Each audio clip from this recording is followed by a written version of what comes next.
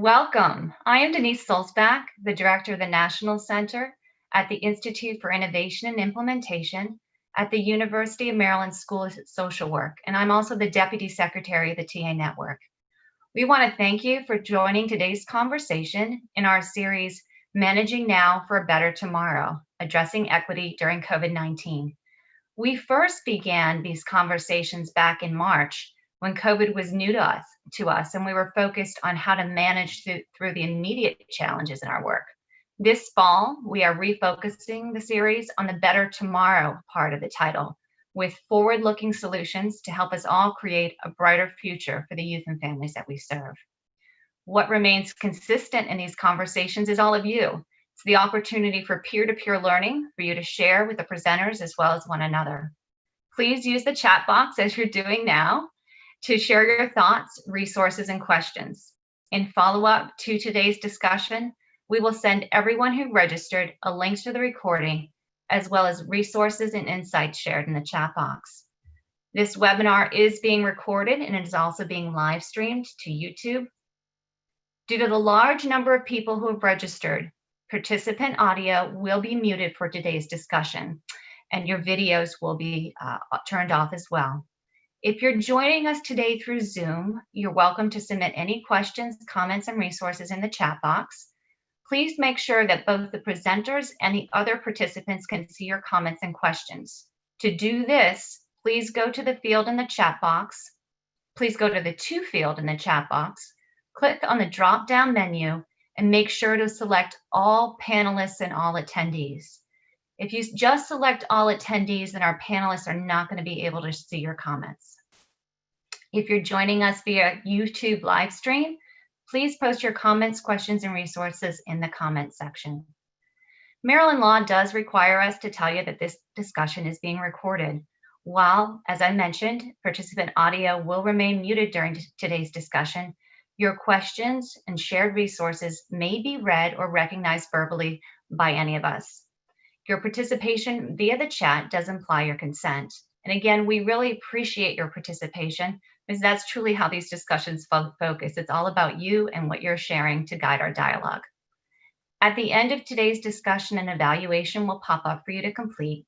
We ask that you take a moment to complete this evaluation, as your feedback will help us make this series better and more responsive to your needs. And we will be tweeting throughout this discussion. Please join us by using the hashtag #BetterTomorrow and TA Network Talks, and please tag us at Institute SSW. Next slide, please, Sarah. If you'd like to sign up for future conversations, and we'll list those at the end of today's discussion, and or have access to our resources, please go to our COVID-19 website page at theinstitute.umaryland.edu/COVID-19. Next slide, Sarah. And today's discussion is about early childhood, supporting parents, infants, young children, and the workforce that serves them. Next slide. Our moderator today is Kate Wasserman. Many of you know Kate through her infant and early childhood work here at the Institute. She is the co-director of the Parent, Infant, and Early Childhood, the PEAK program at the Institute for Innovation and Implementation at the University of Maryland School of Social Work. Kate, thanks for joining us today and leading this discussion.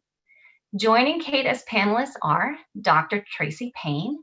Tracy is an assistant research professor in the Department of Child and Family Studies at the University of South Florida, and she's also the principal investigator of Florida Home Instruction for Parents, Preschool Youngsters Training and Technical Assistance Center and Hillsborough Hippie Parent Involvement Project.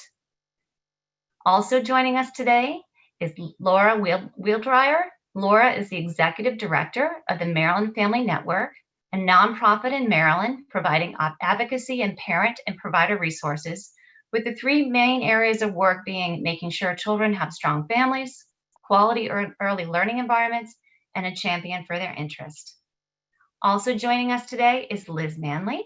Liz is also one of our colleagues at the Institute for Innovation and Implementation.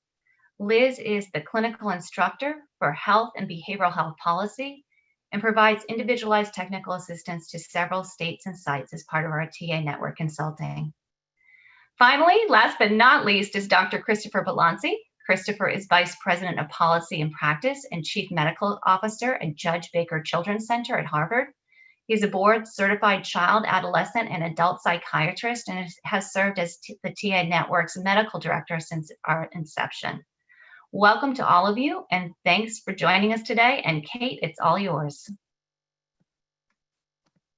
Thank you so much, Denise. A few thoughts just to frame us as we begin this discussion. And first, a thank you to all of you for being here with us today. One of the beautiful things about the early childhood workforce is its diversity. And so, as Denise said, we really hope to take this time to hear from you about what you're seeing, what has worked in your communities, what you're worried about, and how we can all learn from each other during this time.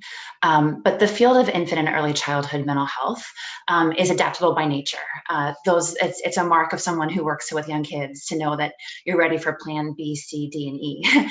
And so this is stretching that skill, certainly, but I think falling on one of the sort of pinpoints of our field in general, and one that we can lean on intentionally. And that it really is requiring a lot of us to think more globally and systems wise. So for those of us that have come into this work as social workers or clinicians that already piece together systems and generations and families to understand the child in front of us, this is leaning on that work as well. And it's certainly elevating things that the field of early childhood has cared about for a long time, including family trauma, race and equity, and supporting the workforce as well. So we hope to delve into the expertise of all of our panelists and the experience of all of you today. With that, I'm happy to open it up to the panelists first by asking Christopher a question. To frame our discussion today, can you just give us the most up-to-date information you have with respect to what we're seeing with respect to COVID-19 and services and education for kids and families across the country? Sure, I'm happy to, and thank you, Kate. I actually have some cautiously optimistic news from a just hot off the presses. It's actually pre-publication study from pediatrics, the lead author being Walter Gilliam from Yale Child Study Center. And he was able to look at, I believe it was 57,000 childcare providers nationwide responding to a survey that they generated. And so what did we learn from this study? Not surprisingly, programs were serving a smaller number of children, likely due to COVID restrictions. So center-based programs in the survey were serving just approximately 7.5 children, and home-based programs were serving just under 6 children per setting. Most were following CDC guidelines, which is really important when we think about what the risk is associated with bringing children into in-person centers. Greater than 90% reported frequent staff and child hand washing and disinfecting of all indoor surfaces and fixtures. They were doing symptom screening. They were keeping children in cohorts or pods. Most respondents reported surface and fixture disinfecting at least 3 times daily. And far fewer reported daily mask wearing of staff, about 35%. And I'll return to that later because I think that needs to improve. Children 2 years and older were wearing masks about 11% of the time, almost 12% of the time. And as consistent as what we're seeing in general population, being American Indian, Alaskan Native, Latinx, or African American was correlated with much higher rates of COVID infection. And then also good news was avoiding high-risk situations and travel was a protective factor. So if you're limiting travel by your staff or your families, that improves your chances of not having COVID spread. But the most important takeaway was that the results were not indicative of an association between COVID-19 and exposure to childcare. So I just want to restate that. The results were not indicative of an association between COVID-19 virus and exposure to childcare settings. They also found no evidence of childcare being a significant contributor to COVID-19 transmission to adults. So how can we make use of this information to inform our practices and the difficult decisions each of you are having to make? Even after adjusting for other variables, the community level transmission remained a significant predictor of childcare providers testing positive, or being hospitalized for COVID-19. So what this highlights is that there's an importance of considering whether or not to reopen childcare programs for in-person teaching and opportunities based on the background transmission rates in your local community. If they are low and decreasing, then you should be safe to do so. And the threshold that the World Health Organization uses is a lower than 5% positivity rate for at least 2 weeks or 14 days. So although this study provides evidence that childcare may pose negligible threat to community transmission, communities may actually pose the threat to childcare settings when those background transmission rates are high. Conversely, when background transmission rates are low and are managed, and you're using all of those good safety protocols that the CDC recommends, transmission within childcare programs implementing reasonable infection mitigation efforts can be rare. Finally, it's also important to acknowledge that possible transmissions of COVID-19 from adults to children and children to children were not measured in this study. Children represent about just under 10% of all COVID-19 cases in the US as of August 20th. And it's evident that adults are more likely to transmit the virus to children than children are to adults. So due to that likelihood, it's good practice that the adults, the childcare workers, wear face coverings to protect children in childcare programs and prevent potential transmission. So that literally came out, I think it was last week, and so it was well timed for this discussion. I know I threw a lot at you, so I'm happy to take some questions, but I'll turn it back to Kate. Thank you so much, Christopher. I can't help but think, as you were sharing that, both A, how promising that is, but also B, how much those kids in childcare would enjoy your background. So in the Zoom world. Yeah, so certainly we'll invite folks to raise questions about what they heard presented in the chat, and I'll pivot to the next presenter as we filter the chat a bit. Seeing many of you still introduce yourselves, it's great to see so many of you here with us today. We also have Tracy Payne on our panel, and thank you for being here. One of the issues that has come up in a range of ways across this time period has been issues of adversity and race and disproportionality in our society, and wondering if you could give us some opening thoughts based on your work and expertise about how that applies to the work of early childhood.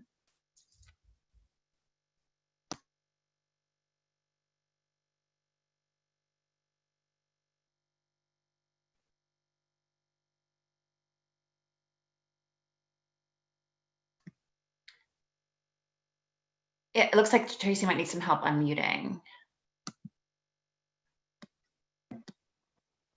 I think we were both clicking at the same time. I'm so sorry. Thanks for allowing me to be a part of today's conversation. I actually recently attended a public health webinar where I learned that there's more than 7.5 billion people on the planet, and almost 10% of them are going hungry. They go daily without enough nutrition to live a strong and healthy life. Only it turns out that we actually put out 1.5 times the amount of food needed to feed everybody on the planet. So it's not really an issue of quantity of food, but access to that food. And I thought that was a sort of a fitting analogy for what we're exactly that question. So here in the US, all parents have the wish to provide for their children all the things that will allow children to reach their full potential: clean air, clean water, nutritious food, education, access to healthcare. And all of these things together I'm going to refer to as health and wealth. And you know, like the example of world hunger, health is not in limited supply. We have here in the United States enough resources to be able to provide every child with the things that he or she needs to be able to flourish on this planet. The problem tends to be an issue of access. So if everyone had equal access to the things that they need to flourish, there would be parity. but we don't. We have differential access to those things. So there's disparity, right? There's a difference in access to those things that we need in order to ensure that our children are able to reach their full potential when they either before school or when they go to school, and their success in school. Inequality is a very different animal than disparity in and of itself. Disparity kind of connotes this something that's very inconsequential. But the differences that we're seeing in children outcomes,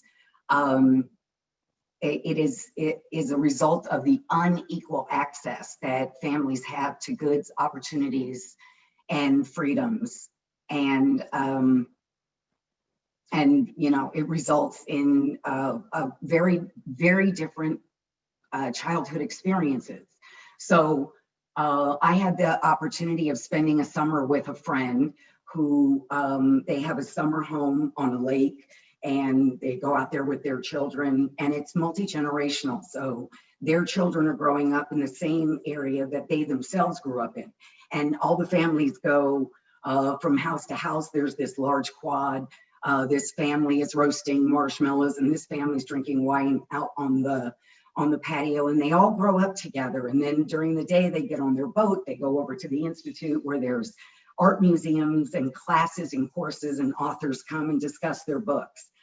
And let me just contrast that with the experience of my with my ex-husband, who's still one of my very best friends.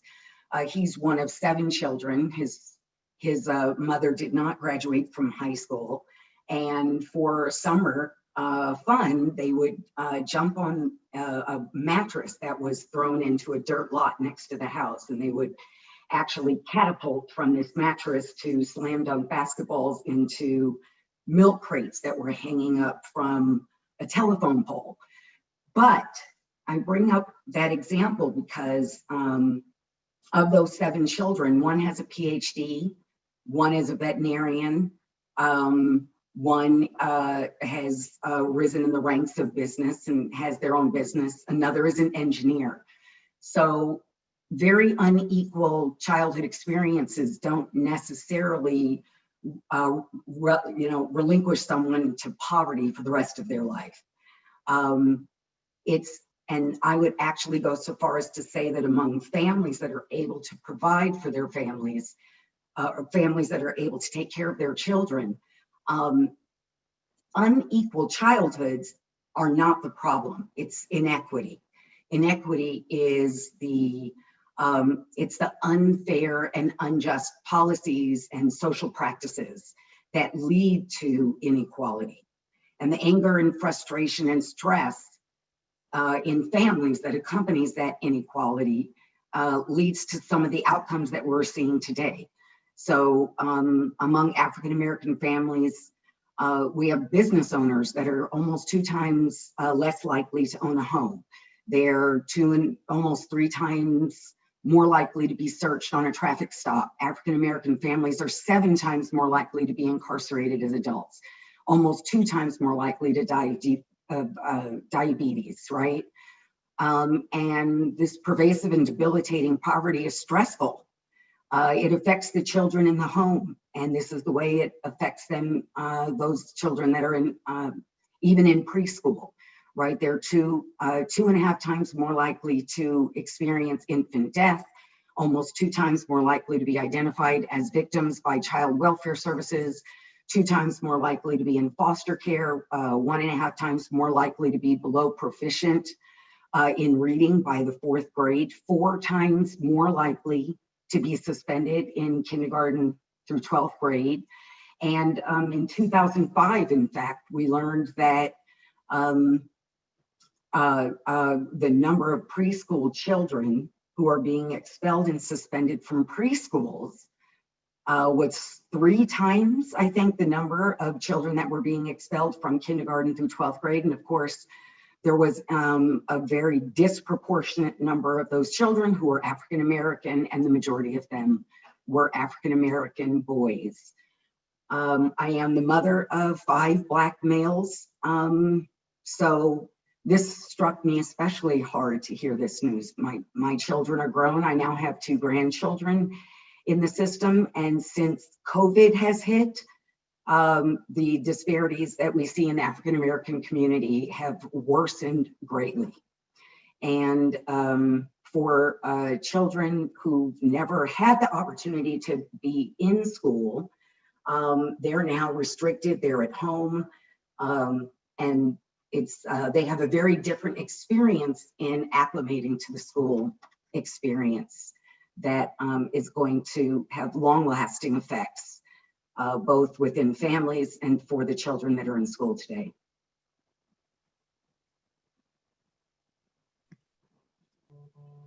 Thank you so much, Tracy. And seeing just some responses to what you're saying in the chat, people really appreciating both the just family stories and also the analogies to think about these systemic issues for kids and families. So please keep chiming in the chat as we continue to work through our panel, and then we'll open this up to what promises to be a very rich discussion. So Laura, who's also with us as the Executive Director of Maryland Family Network, another topic and an issue with both very current and for acutely current and systemic problems is childcare, both with respect to families and cost and the workforce. And so I know this is a big question to ask for you to summarize, but what are you seeing through your lens at Maryland Family Network with respect to what's going on today? Thanks, Kate, and thanks for having me as part of the panel. I want to talk about what I see in Maryland. I want to also try to build on what Tracy and Christopher have talked about as well. Of course, Christopher talked about the study that was done with young kids in childcare, which I think is hopeful. And hopeful news is very welcomed right now because the state of childcare is, it's pretty grim, which I'm pretty sure is the motto of 2020. 2020 pretty grim. I think I read that somewhere. But so let me talk first about what we see in Maryland. And while I know it is Maryland specific and there may be people from all over the country on this webinar, hopefully there will be some, sort of universal observations or lessons to be learned. In Maryland, we have reopened childcare to full pre-pandemic size and group size child to adult ratios. So basically we've rewound the clock to March 2020. And according to the State Department, 83% of licensed childcare has reopened.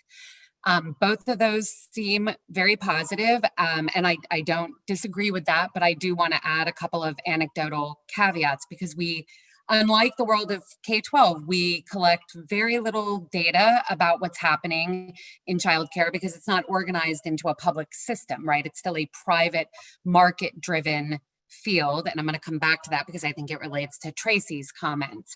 But anecdotally, what I hear from providers in Maryland is that while they are allowed to reopen to pre-pandemic size, it's not possible because of the health requirements, health and safety requirements to maintain things like social distancing and to keep children organized into cohorts or pods. So what seemed like good news on one end is still an implementation challenge for providers. In terms of 83% having told the state they are reopening, it seems that may be a mistaken piece of data. Providers have to alert the state, the Office of Child Care, that they are reopening, but it actually is just a form that gets filled out. It does not mean their doors are open and children are enrolled and showing up every day. And so you heard Christopher quote really small group sizes in the Gilliam study. Again, anecdotally, we're hearing that centers are grossly under-enrolled, family child care providers doing a little bit better.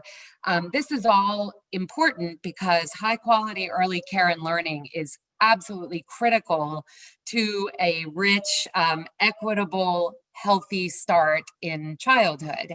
And so, to tie it into Tracy's remarks, even if we assume that 83% of licensed childcare is going to survive in the state of Maryland, losing almost 20% would actually be devastating, considering we don't have enough high quality childcare slots to begin with, especially for infants.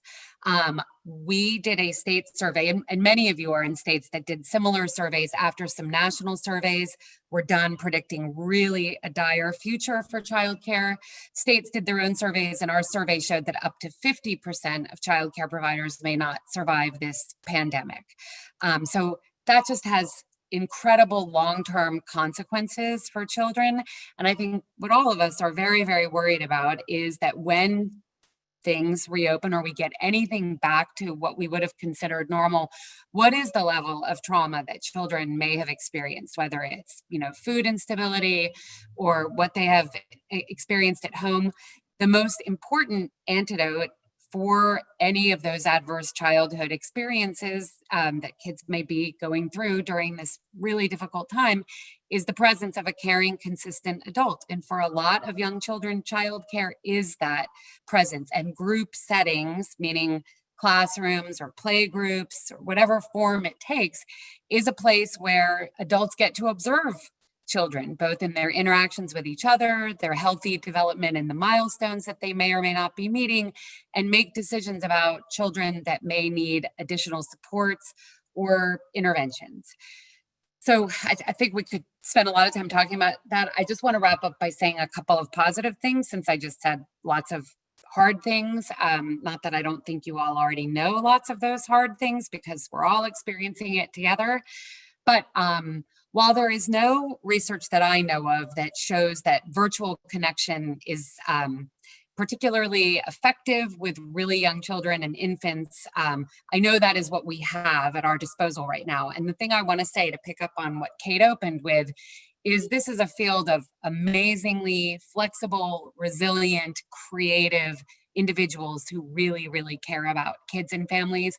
And I have seen truly beautiful and creative interactions with families via video. I've seen at Maryland Family Network, we run early Head Start centers, family support centers, and the Child Care Resource Center network in Maryland. So I've seen a lot of different kinds of providers really going above and beyond to keep families connected during this time, whether it's raising money to provide devices and internet access, virtual home visiting, daily story time on Facebook Live, virtual campouts, virtual luau's, virtual pool parties this summer, virtual cooking classes and nutrition coaching from some of the centers that have kitchens in their facilities. Really amazing stuff. And this morning, I'll end with saying that I spoke to a pediatrician who has been doing telehealth appointments to do virtual developmental coaching of parents of young children. And he thinks he'll never go back, because these are 30-minute appointments and they're just so much more convenient for families who may struggle with transportation.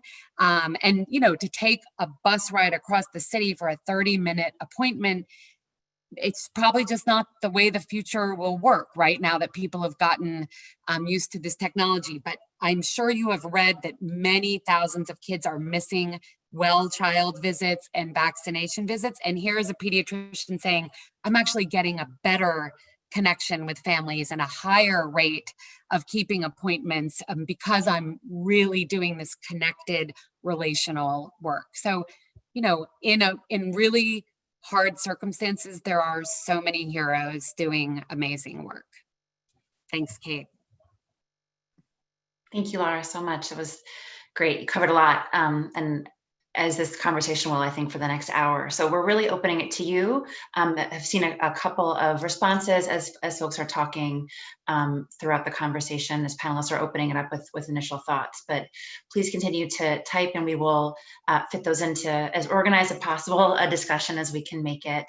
But Laura, I think you're right. I think we've seen across the board, whereas compared to our other mental health and provider colleagues, I think early childhood was a little bit behind the game initially with respect to teleservices. We like to be in the room and on the ground with kids and families, but that there's a lot of growth, I think, in parent coaching and in just sort of engaging families. With which actually makes me want to pivot to Christopher and ask a bit about, I know from your clinical perspective, what you're seeing with respect to, services that are going well during this time with young kids and families, and where providers are struggling. Yeah, I think it's a great point. And I want to underscore both of the prior presenters' comments. One is to underscore the racial inequity that this is laying bare, that was present before the pandemic, frankly, but that has been made even more prominent after the pandemic or during the pandemic.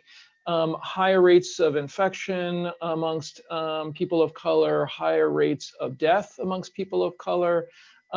Many of these folks are frontline workers, but didn't sign up to be frontline workers. You don't think about a frontline worker as being the person who is required to show up for work at the grocery store or in other areas where they're high contact. But it wasn't part of their job description. They weren't doctors that necessarily were working in an emergency room and knew they might eventually come in contact with an infectious disease.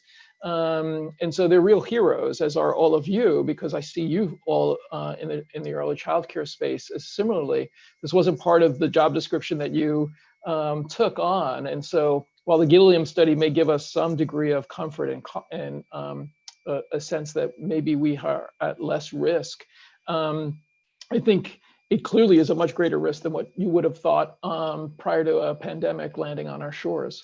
In terms of what is working in this virtual space, I think behavioral coaching and methods like parent-child interaction therapy, I've seen actually to be as effective and maybe even more effective. I mean, if you think about the families that may not have access to childcare services, and PCIT is an evidence-based intervention for children under age 7, they're home with their child who may have some significant behavioral health needs. They're very motivated. And if you're doing it via telehealth, the therapist essentially is coming into your home and seeing in real life the circumstances that you're trying to manage. And so they don't have to recreate it in an artificial way like they do in the therapy space, the home-like environment. They're actually with you. They're literally like on your shoulder, kind of whispering in the ear, which is what the parent-child interaction therapy methodology is, coaching you on how to respond in real time in a real life situation and circumstance. That has the potential to be actually even more effective than the artificially created environment in the therapy space. So I think there will be some of those kind of coaching approaches and methodologies that may well continue.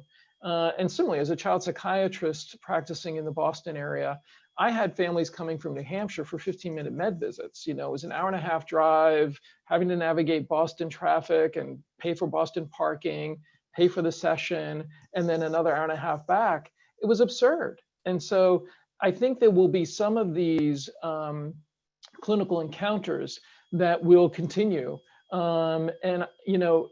There's been a lot of people that have been wanting to see the potential of telebehavioral health take off, thought it had great opportunity, and it takes these kinds of crises to compel us forward and potentially put us in a much better position to be able to support children and families in a post-pandemic era. Can I build on that, Kate? I mean, similar to what Christopher just said, childcare wasn't doing great before the pandemic. I mean, this is an industry that operates in the best of times with a razor-thin margin. The workforce is grossly undercompensated.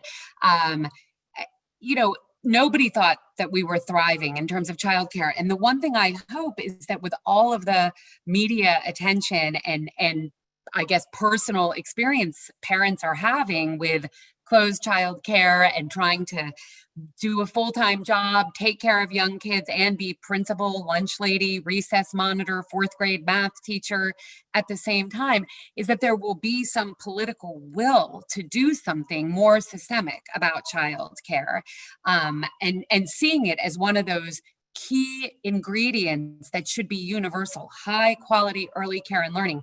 Tracy, you said access is the issue. And I want to say political will to give access or create access is part of that issue.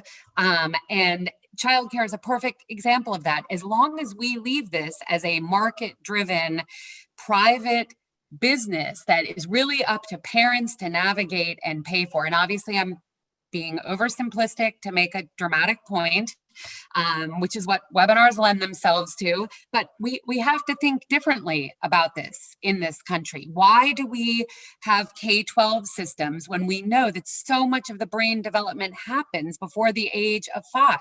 Why aren't we investing systemically earlier? Anyway, it's a big question to me. And now as we think about things, big interventions to try and keep childcare sustainable, I hope we're going to think about blowing up the system and redrawing it, redesigning it with all of the knowledge that you've heard shared. The Walter Gilliam study, I mean, part of the good news was contingent on these small groups. So here is, to me, and I promise, Kate, I'm going to stop talking in a minute so other people can talk, but the conflict in this pandemic is we are weighing economic progress against public health, as if those have to be an either or decision. So if you take that down to one study that Walter Gilliam did, we are looking at small group size, which may have been, and I'm drawing conclusions that aren't there, but may have been one of the critical components of the positive outcome seen, i.e. no super spreaders, limited passing of infection between children and adults, etc. Maybe the small group size is necessary to that, but it's killing the industry. They cannot, childcare providers can't continue with such small group sizes. They can't meet their fixed expenses of rent and utilities and salaries with having, you know, a third to a half of the kids that they normally serve. I'll stop there. Great. I just wanted to open it up for Tracy if she wanted to respond. I am. I'm going to jump in here. You said, Laura, about the political will to open access. And I wanted to sort of build on that as well. It's not, to be able to provide access most of the time simply means removing barriers. There's barriers that hinder, that prevent families from being able to use childcare centers. So right now, I'm going to assume that this is true nationwide. I know that in Florida, we've got deserts of areas in low-income families where child care centers have completely closed down, especially those that are being run by elderly African Americans who are fearful of bringing groups into their home or children, as they're then putting their own life at risk, given their increased susceptibility to COVID-19. So in those deserts where there isn't childcare, but yet there are areas that have abundant of open spaces, but families who are keeping their children at home. So there's ways that we could coordinate services and provide childcare to all family. And yes, it does require both political and social support to be able to fund such an effort. Chris brought up how a number of the frontline workers are also African Americans and they're at risk. They often don't have access to healthcare, nor do they have any at-risk pay, but they certainly need childcare for them to be able to even go to work. I know a number of, a very large number of African Americans who had to leave their work because they didn't have childcare, or they had to count on lower quality or less safe spaces to leave their children so that they could go to work.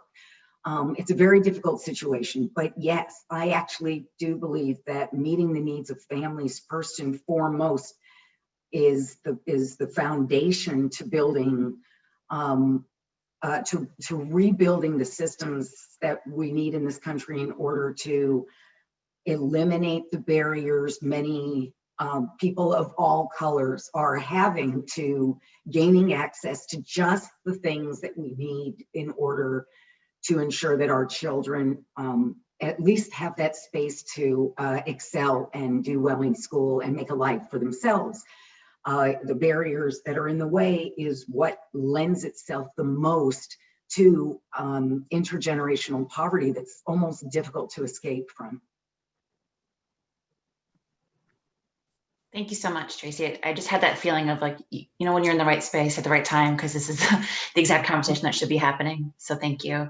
To your point about intergenerational poverty and, you know, families being stuck in that and its disproportionality impact on race, there have been a lot of articles recently about, you know, women leaving the workforce and what impact that will have. And I'm just wondering if each of you can respond to that, because it certainly seems to imply, you know, a great correlation between both, you know, low wage jobs where the burden is higher, but also having young kids at home that aren't in childcare or in school.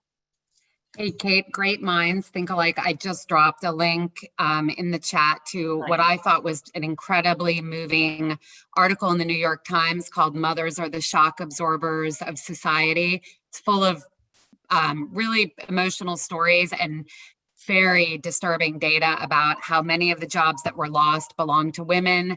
And just in the month of September, it's like every woman who got a job, 3 women left the labor force. They are, I think there's a lot of evidence mounting that women are the ones who are bearing the brunt of schools being closed, childcare being confusing and complex for parents or maybe closed. And it's women's work that is suffering, and that will have impacts for generations.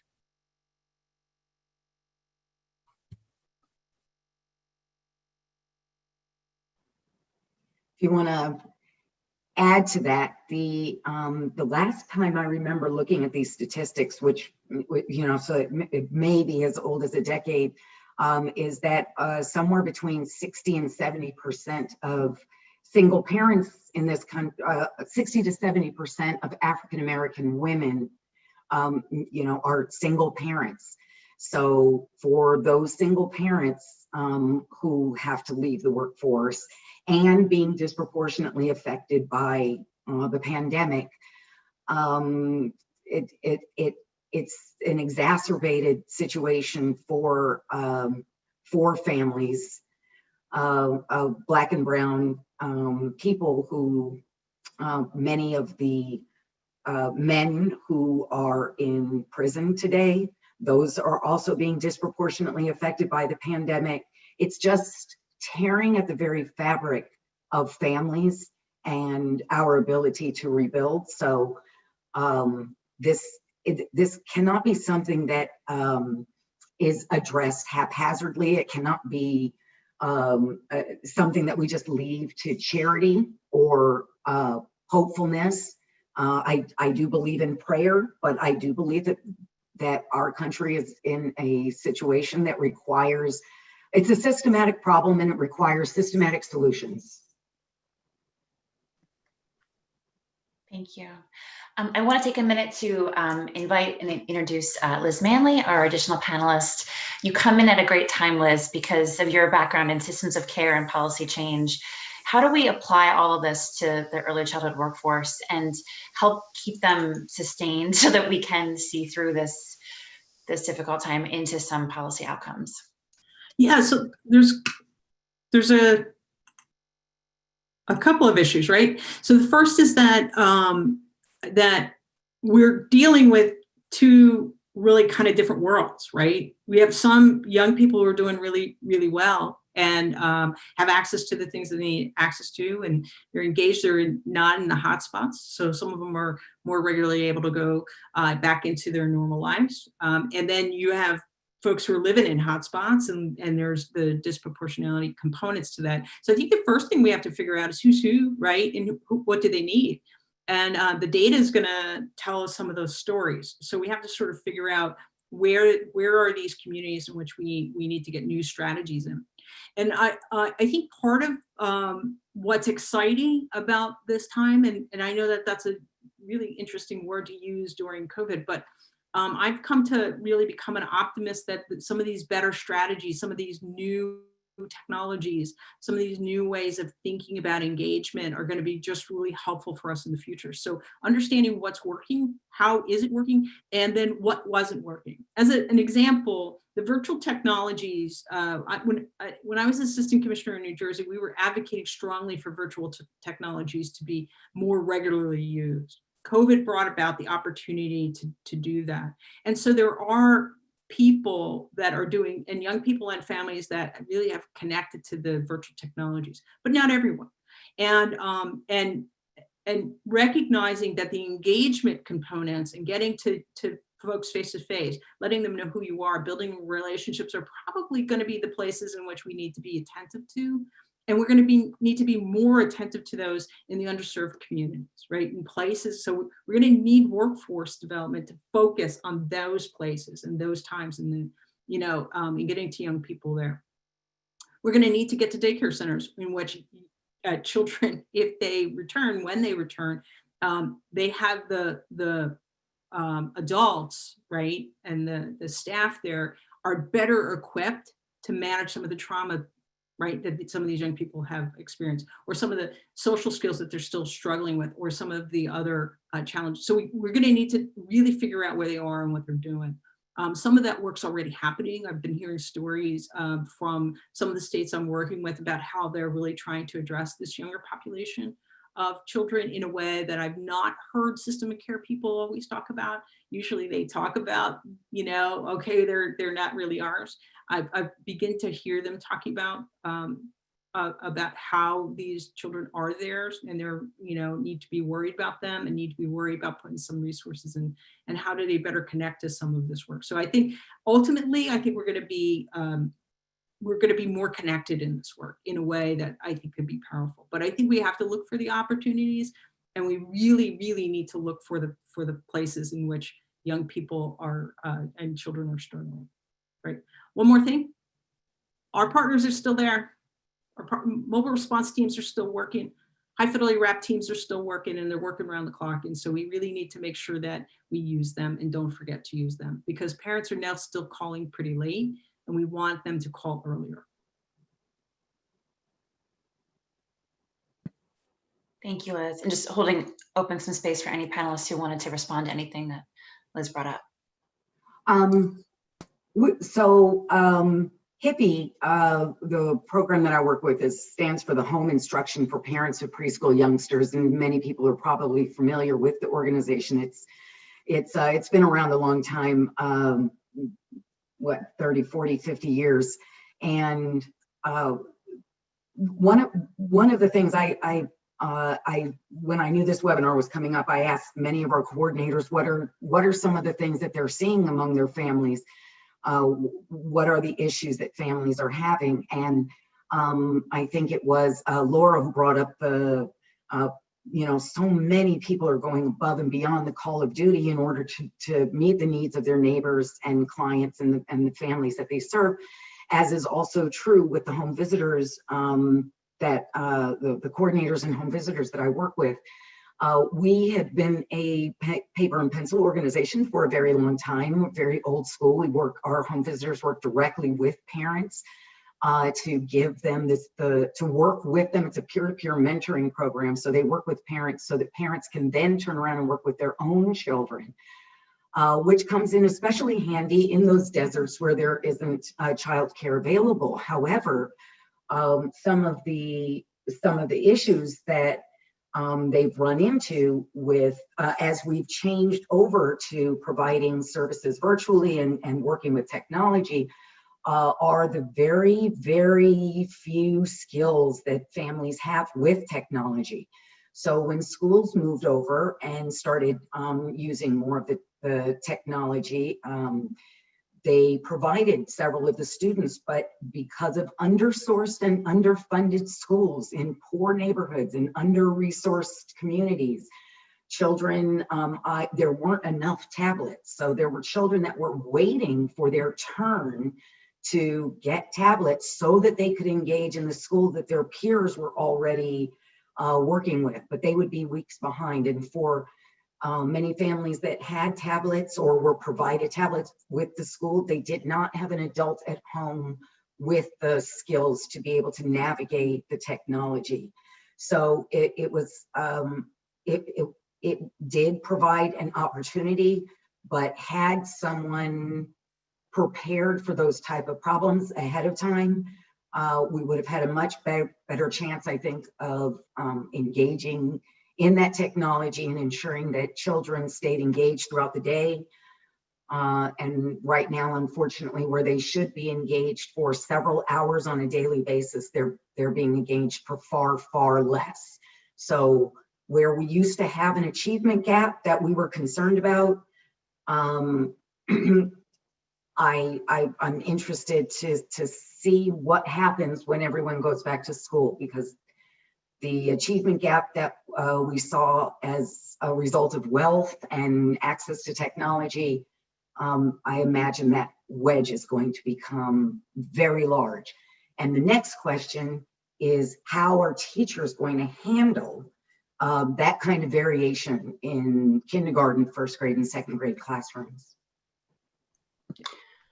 Right, the variation of what kids looked like in pre-K and kindergarten in September and October is gonna, those cavities are gonna be so much bigger right now in the future. And it gets to Liz's point, I think, as well, really about how do we understand where it's working, where it's not, and have more targeted interventions to what you're saying, Tracy, and not just, you know, it's not just the technology, it's many different components of that. And so how do we build a system that's advisable to that? Can I add just a couple policy Yes. things that people might want to begin to think about and begin to think about advocating for, right? So one is, we want good childcare, but we want skilled childcare, right? In particular now, because in the world of childcare, we have some young people who are going to really be struggling, and we don't want those young people, those children, to be booted out, right? So we want to be attentive to that and making sure that we're advocating for the skills and the of those childcare workers. We also want to be advocating for preschool, right? Preschool for children, making sure that they go to school and that they have access to that. And we're going to need a ton of support around the mental health services that all children are going to need and that parents require. And on top of that, I think some actual access to things in New Jersey, we call them family success centers, where places in which parents can come together in informal type of ways of getting concrete support and service, but also connecting to larger, broader service provision, like if their child has a developmental disability or if they have a learning disability, how do they get some advocacy around getting what they need in order for them to be successful? And I think all of us are going to need to be attentive to what these children are going to need moving forward. Advocacy has to happen around what policies work for young people. We also really just need to understand the data and understand who's who in all of this. So in Maryland, those family success centers are called family support centers. And one nice thing is that even with the state budgets in free fall, the governor of Maryland invested quite a bit of money in early childhood during our last session, and none of the cuts to the state budget thus far have touched that money. So that continues to expand pre-K opportunities, that expands family support centers and allows new family support centers to open. For those of you in Maryland, new Judy centers are opening around the state, which act as like a service coordination hub within schools, but for younger children, to connect them to some of these larger systems, like potentially a HIPPY or an infants and toddlers, home visiting, et cetera. So there are some good things still happening in terms of numbers and expansion if you can kind of take a longer term view, because yes, these services are still largely limited to virtual, not 100%, but largely. So that doesn't feel perhaps warm and welcoming in the moment, but in the long term, I totally agree with Liz that they're going to be critical elements. I think to wrap back to some of the statistics Tracy gave, I know there is, in Maryland, some interest in sponsoring legislation around early childhood mental health supports so that we avoid those horrifying statistics that Tracy shared about suspensions and expulsions of young children. We have a consultative model in Maryland where childcare providers can talk to early childhood mental health consultants, and often what I hear from those consultants is it's very much seen as a check the box kind of activity, that it's a step that has to be taken, but they're not calling early enough to actually really help the kids stay in the setting they're in. They're calling when they're ready to kick the kid out, and really they've already made that decision, which I think is reinforcing something that Liz said earlier. So I think we should all assume that we didn't have enough support before, and the need for support is going to be even greater when things reopen. I mean, I'll share one silly story, but kind of illustrative story is some summer camps opened in Maryland this summer, with smaller groups, only outside, things like that. And my 18-year-old daughter was a camp counselor, and she had a group of 7, 8, and 9-year-olds with her. And she came home the first day and, full of stories about kids who were just struggling to follow basic instructions. These are 7, 8, and 9-year-olds, kids who had wet their pants during the day. I mean, I think it's fair to say that it's a range, right? For some of them, it was probably regressive behavior. For some of them, it was just, I haven't been in a setting where I had to raise my hand and ask to go to the bathroom for 7 months, right? I've just been 10 feet away from a bathroom. So whatever that is, those are things that are going to pop up as problematic behavior in classrooms and could have, again, dire consequences and uneven consequences for kids. Christopher, go ahead. Yeah, I just want to respond to some of the chats, or at least raise that into the conversation, and there's been requests for some real concrete information and resources on how to build our collective voices centering on common concerns. And so, we're talking about what is best practice, what is best case. Amazing that Maryland was able to do that, but how are we ensuring that there's equitable access to that quality childcare that we're talking about? Because I think we're preaching to the choir in many ways with this group about the need for quality childcare. These are the people who are providing it. But how do we ensure, given what we know is going to happen or is already happening to state and local budgets, how do we ensure that children, particularly the early childcare community, is getting what we all know they need, and keeping that front and center? So, concretely, how were you able to make that happen in Maryland? Or Liz, what are you seeing in communities? I've also seen in Massachusetts, there's been a significant political will to actually invest at a time when you would think most state governments are worried tremendously about the upcoming budget deficits. We happen to have a rainy day fund of almost $3.5 billion. And the governor, who, by the way, is a Republican in a highly Democratic state, has made this commitment to invest in, ensure, and try to keep the early child care providers and other settings whole during this pandemic and the crisis we're in. So, I think part of this is also speaking to political advocacy. The same person who said, unionize, should we be thinking about that as a solution?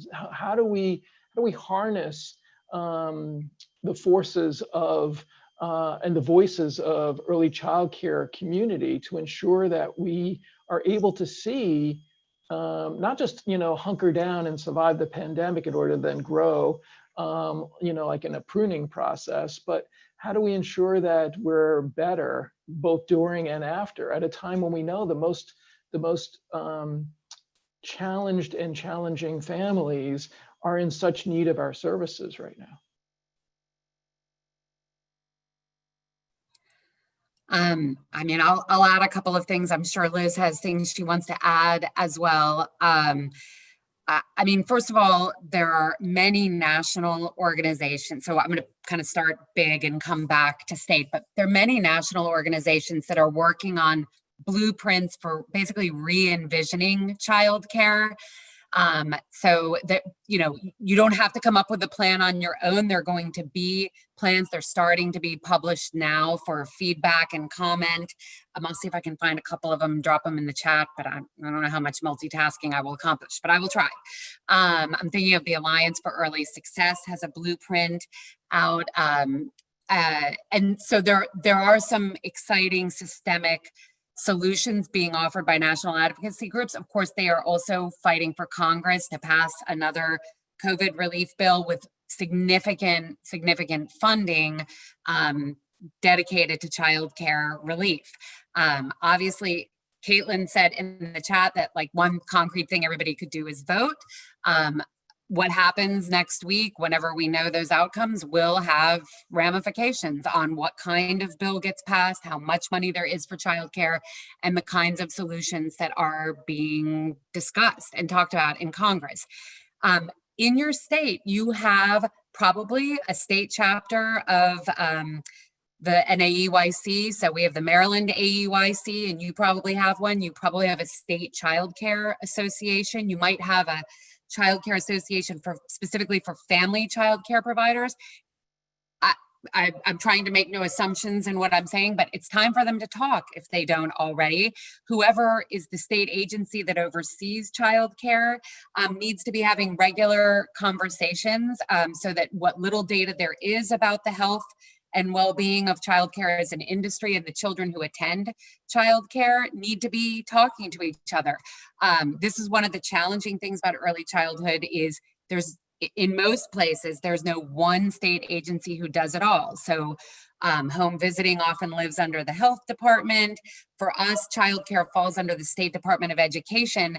So one thing, we've been totally unable, for example, to get any statistics about COVID cases in childcare because that's being tracked by the health department and they don't do childcare. So anyway, that's a problem, not a solution. I will say, and I hate to try to piggyback on Liz's optimism, but one nice thing about the last 7 months is we have had a handful of legislators who've really emerged as champions of childcare. And in 2020, I think there's a pretty powerful message about how childcare is largely women-owned, minority women-owned businesses. There's a workforce and economic development angle to this. I mean, if you don't have people who want to talk about little kids, reframe it and talk about the economic impact of childcare closing and that the economy will not be able to reopen because parents won't be able to go back to work. So you could frame it as racial justice because of who childcare providers are and who owns childcare. I mean, I think you can figure out a way to frame this depending on who you are talking to in a way that should grab them. But I agree that we're talking about all these systemic needs for change, and it is hard to feel like, you know, what's the first string that you start to pull? So I'm very empathetic for all of the things people are dropping in the chat about where to start, but I think people have got to raise their voices. One resource, and again, when I stop talking, I'm gonna try to find it and put it in the chat, is the University of Texas at Austin just published these policy roadmaps for each state where they kind of rate the states on their early childhood policies. That might be a great place to start. How does your state stack up? I will say in Maryland, sometimes when you can't get any momentum on an issue, you can say to a state policymaker, you know, Delaware has this or West Virginia has this. And they're like, oh, wait, we're definitely better than West Virginia. No offense, West Virginia. But I mean, you know, like a little local competitive spirit of like, we're surrounded by states that have X, which means they're more attractive to businesses that want to headquarter, they're more attractive to the workforce, they're more attractive to families who want to buy houses and raise kids. So, you know, it might behoove you to take a look at your state policy roadmap and then maybe look at your surrounding states roadmap if you think that that's a viable angle. Thank you so much, Laura. I'm seeing a lot of enthusiasm for what you're saying in the chat, as well as a shout out to Mountaineers. So the regional competition is strong and it is a motivator.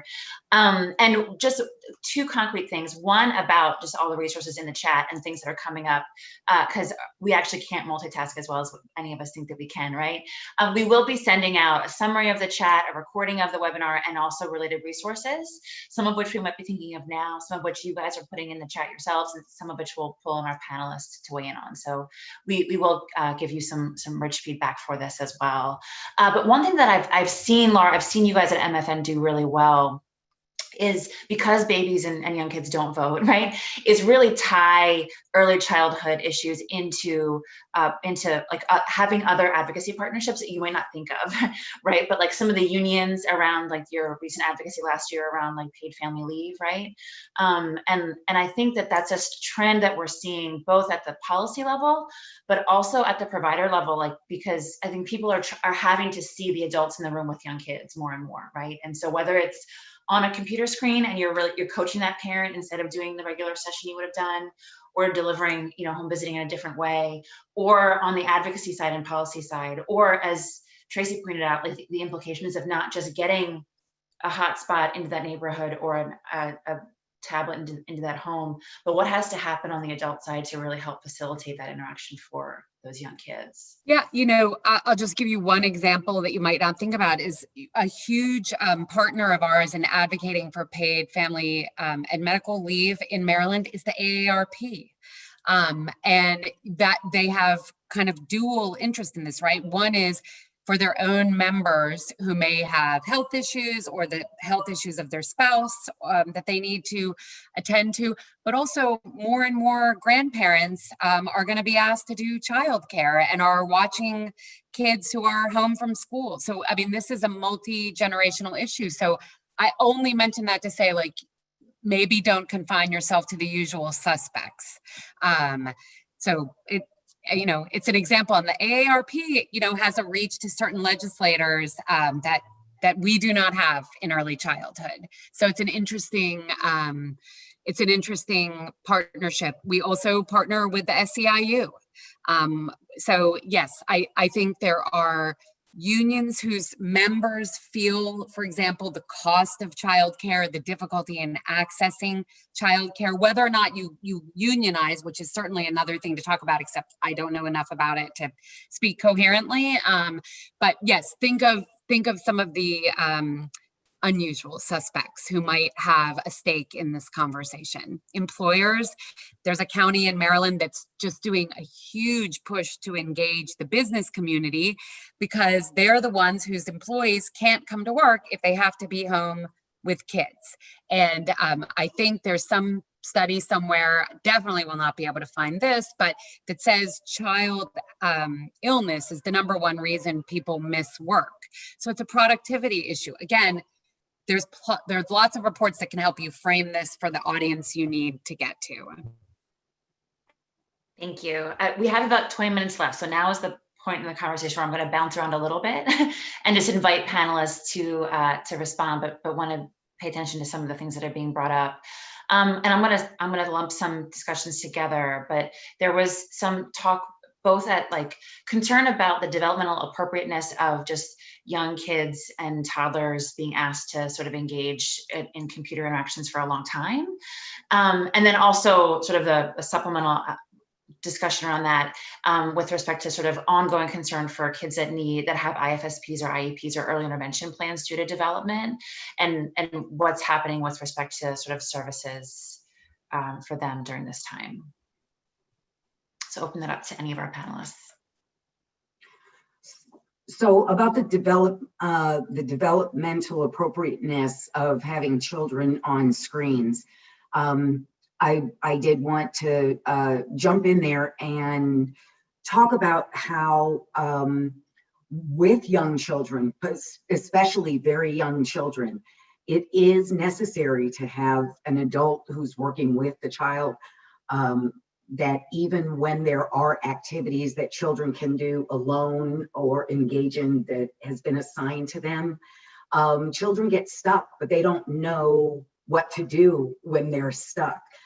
It requires an adult who's able to sort of discern where they are, what they're stuck on, what exactly is giving them trouble. Is it the dragging and dropping, or is it because they don't know the answer? And if they don't know the answer, maybe it's time to put down the tablet and do something with manipulatives or on paper and pencil, you know, so that there's got to be a lot of variation in the way that they're spending their time engaged with academic materials, that you know, doesn't lend itself to just activity after activity after activity, just on that screen. And once again, this is another very difficult area to navigate when you know, if there's many children at home, or you don't have adults, or if an adult has working hours that don't lend themselves well to children that are working on those things at home. But there should be alternative activities and games and things that children can get engaged with besides the tablet in spending their time learning. There's a lot to learn you know, that doesn't have to be done on a tablet. It can be done in a kitchen, it can be done in a garden, it can be done sorting trash and recycling, and going to a recycling center, going to a grocery store and understanding decimals and what are the numbers that come after the decimal and how that differs from the numbers that come before the decimals. There's a lot of learning out there in the world. Thank you, Tracy.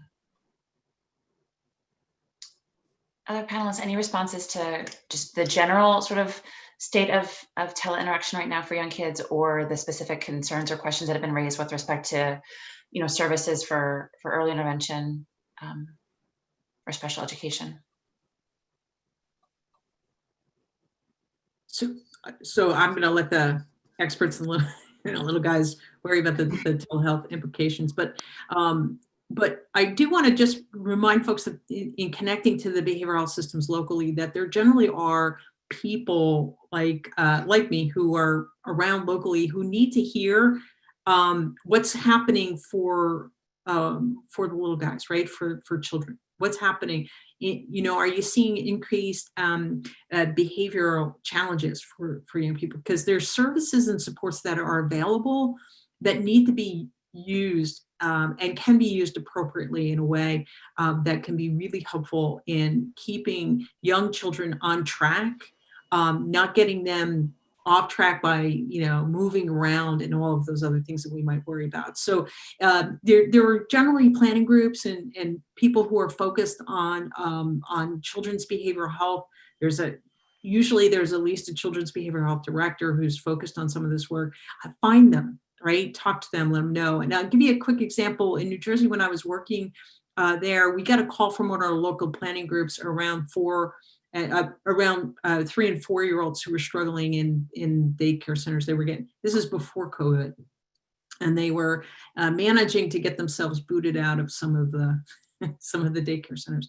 And so we sent some specific support in to help manage those children's behavior, and it helped really change the whole dynamics of the daycare center. So there may be some resources that are available to address what I think are going to be some of the sensitivities that some of these young children are going to experience, that we're going to see, and they'll get displayed in daycare centers. And so I just think let's connect to them.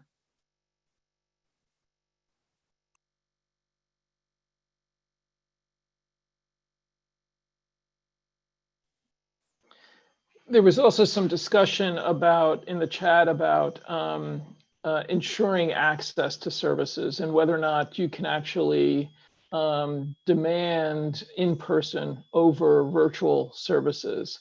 If there's an IEP or some other early intervention plan. You know, the IEP has to be followed, but I don't know that you have the ability to insist that it actually happen in person.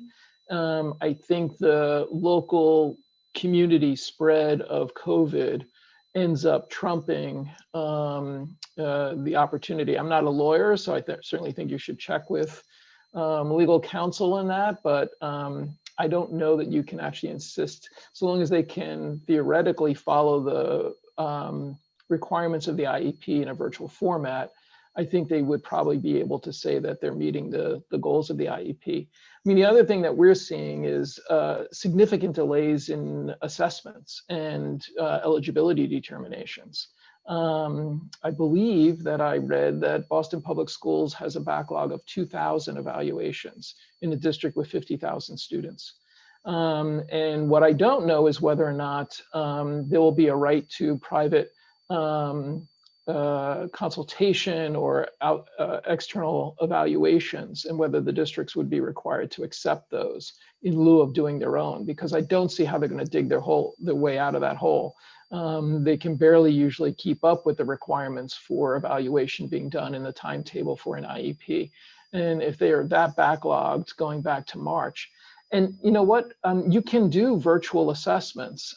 There are some neuropsychological test batteries that are challenging to do virtually, but they've figured this out. And so it shouldn't be a excuse to not be able to determine eligibility just because the assessment may have to be done virtually. Thank you, Christopher. We've certainly spoken to some family advocates around that issue here in our state, and they were also recommending that parents and providers just gather data the way that school thinks about it, to be able to have those conversations about the state of current IEP implementation or IFSP implementation.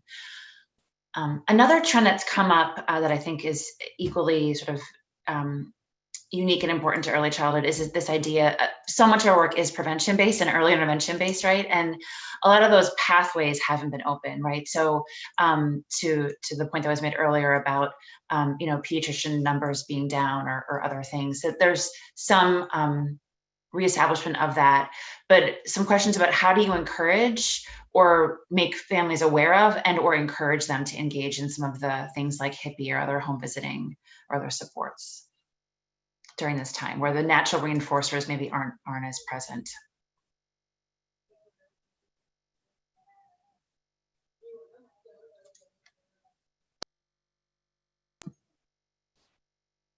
So open it up to any of the panelists.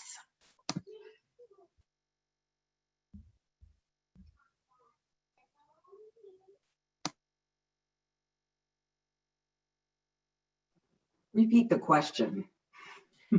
Sorry, Tracy. So some folks were talking in the chat about, it was actually when you were talking about the HIPPY program, Tracy, like that a lot of the pathways for referral for families like aren't as hot right now as or they're not as reinforced, right? So you might, you know, see someone but not as frequently. And so how do you kind of really encourage families to use those services that are available, to even know about them, since, you know, we're now at 8+ months of this, right? And so missing the opportunity for early engagement or early intervention for many folks.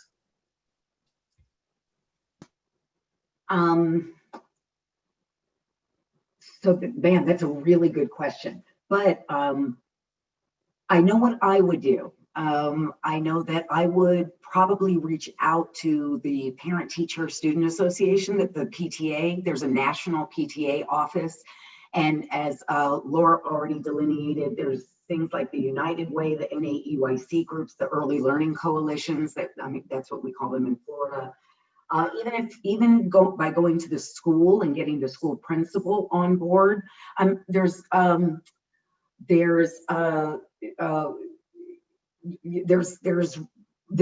for grassroots effort, right? So if you can get a group of parents together that are dealing with a similar issue, and you're able to get them to agree on you know, what are the greatest challenges that are influencing our children right now, you can get the help that you need. It's just, it really is a matter of asking. Now, if we're talking about the flip side of this, that professionals, how do they get how do we pull parents back in to facilitate that relationship between the schools, the professionals, and their children who are pulling away because the only connection that we have is through Zoom and virtual, you know, this virtual environment. So, right, if the children go running off that way, who's going to pull them back and sit them here so they can receive the services that they need,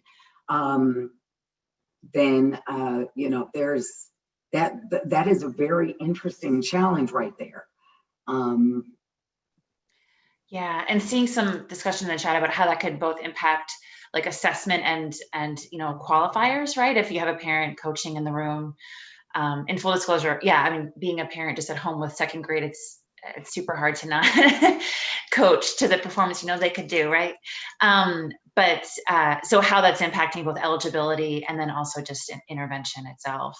Yeah. And so some variants as well popping up in the chat between some of the counties chiming in with some folks, you know, having received a recent influx of inquiries about birth to 5 programs for evaluations, and some folks being caught up by being able to make it manageable via tele. One very concrete question that came up about, and Liz, this is probably best for you or Christopher, about, you know, how to code for coaching for parents, in terms of like, is that like a family visit without patient present via telehealth? And that's also not a universal answer. Yeah. So It depends. I was just putting my response in the chat box. I didn't know if the question was specifically related to reimbursement. I assumed it was. I would think that it's a reimbursable service through Medicaid and some private insurances. But again, if you've seen one Medicaid plan, you've seen one Medicaid plan. And that really is determined by what the state is determining is eligible for Medicaid reimbursement. While it's a cost share between the feds and the states ultimately can decide what they're going to reimburse. The feds, you know, require a floor through the Affordable Care Act, and hopefully that will remain the floor. If the Supreme Court strikes down the Affordable Care Act, we may even lose that floor. So it's, you know, a serious concern, and it's going to be on the docket for right after the election. So certainly something to be keeping track of. But I think in general, parent management training, parent behavioral coaching, PCIT, they should all be reimbursable services through whether it's telehealth or otherwise. Telehealth isn't the arbiter of whether or not it's reimbursable. Now you would have to make sure that you're using a HIPAA compliance or a privacy protected platform. Many insurances are extending HIPAA compliance or not enforcing HIPAA compliance for a period of time during the pandemic, and even allowing in some cases phone telehealth visits as reimbursable. Whether or not that will be allowed in a post-pandemic environment or when states of emergencies are lifted, I think is less clear. And in general, if you can use a HIPAA compliant platform, that would be the preference. thank you. Watching the chat and the clock, I need to pass it back to Denise in just a few minutes. So wanting to open it up to each of you for any final thoughts that you have, or I guess a final thought from each of you, just about the discussion today, what's been brought up.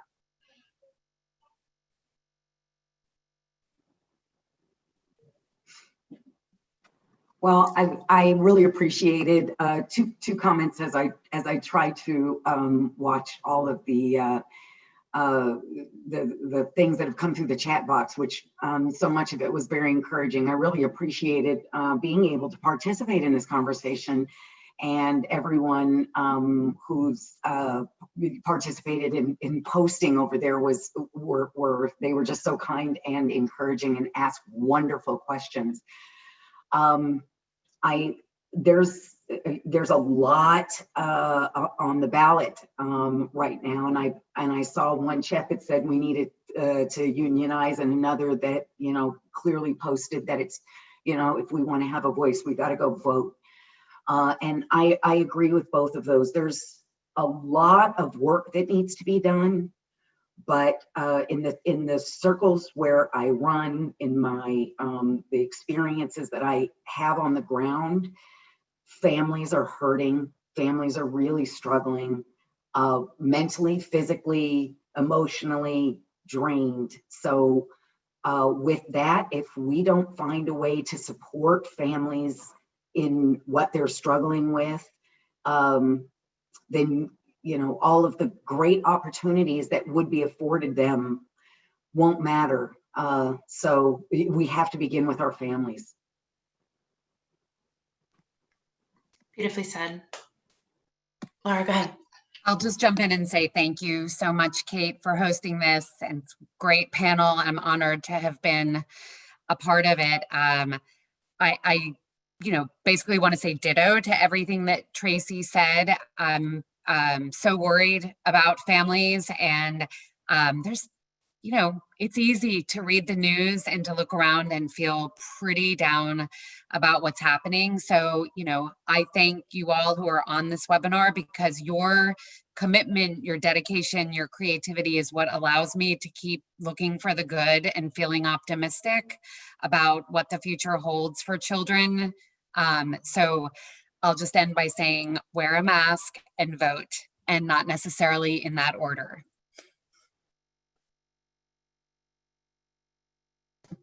Thanks, Laura. And Christopher's modeling his mask. Yeah, I just want to end on a positive note. You know, we are all doing our darn pandemic best, right? And these are unprecedented. I just keep hearing that word over and over, but really, these are unprecedented times that we're trying to function in. And it doesn't mean we let up on our advocacy, as we've been talking about. In fact, it means we have to heighten our advocacy. We have to tell the stories of children and families in the direct ways that they're being impacted. I also think, you know, for instance, we run a therapeutic school, and the children in the hybrid model, because we have a high staff ratio with lower census, are doing beautifully. Well, maybe that's what they need. Maybe that's what we need to figure out how to fund and support, rather than end up having more kids that we can manage and then having more seclusions and restraints and expulsions and behavioral problems.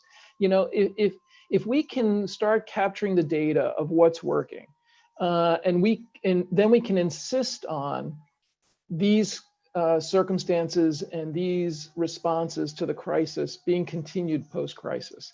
I mean, it's absolutely possible for a country with this kind of wealth and this kind of adaptational abilities and flexibility and get it done kind of spirit, that regardless of where you fit on the political spectrum, this should not be something that is politically divisive. This is something that we should all be able to endorse and support. And we just need to insist upon it. In whatever form that political action or that voice, you know, makes sense for you, I just urge you to do that, because we need to not just get through this safely and get back to where we are. We need a whole new system. We need a better system.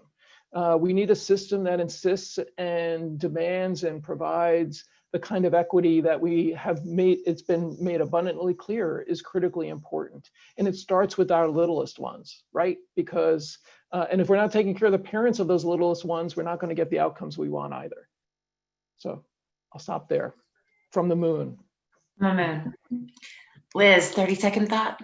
Yeah, it also starts with us taking care of each other, right? We have to, in order for us to build nurturing environments for our children, we actually have to take care of each other, make sure our parents, you know, parents and caregivers are taken care of. And then we have to make sure that we figure out how to nurture each other. But I do believe there is a better tomorrow, and that better tomorrow, to Christopher's point, gets with what we've learned, right? What we know works now, right? Smaller environments, more nurturing environments for children are really what we need to pay attention to. And in closing, just find your partners, find them, help them, and remember we're all doing our best. Thank you, everyone. Denise, hand it back over to you. Thank you. So on behalf of the Institute for Innovation and Implementation at the University of Maryland School of Social Work, we want to thank all of you for your participation. As you could see in the chat and throughout these discussions, this conversation was so very informative because of all of you. And so we thank you very much for that, and keep coming back. And so here are our upcoming discussions. Our next one is on November 10th about mobile response and stabilization, and that registration is now open. Please also consider joining us on December 8th, We're going to talk about racism and advancing our work to support children, youth, and families during COVID-19. And finally, our last in this series is on January 26th. In the new year, 2021 is going to be so much better and brighter. Come join us for a conversation on in-home behavioral health. You can register and learn more about these upcoming discussions by visiting the Institute at umaryland.edu/COVID-19. And Sarah, the last line. If you're interested in learning more about the TA network and what we have to offer to you, please join our mailing list by going to our website. And if you have questions about additional information as to how we could individually serve you and support you, please email me, and my email is on the screen. As I mentioned at the beginning of our discussion, an evaluation is going to pop up. Please do take the time to complete a very brief evaluation. We really appreciate the feedback you give us because it helps us guide these discussions for all of us for a better tomorrow. So thanks again for joining us, and please come again. And remember, as Liz said, take care of yourselves while taking care of others. Thank you.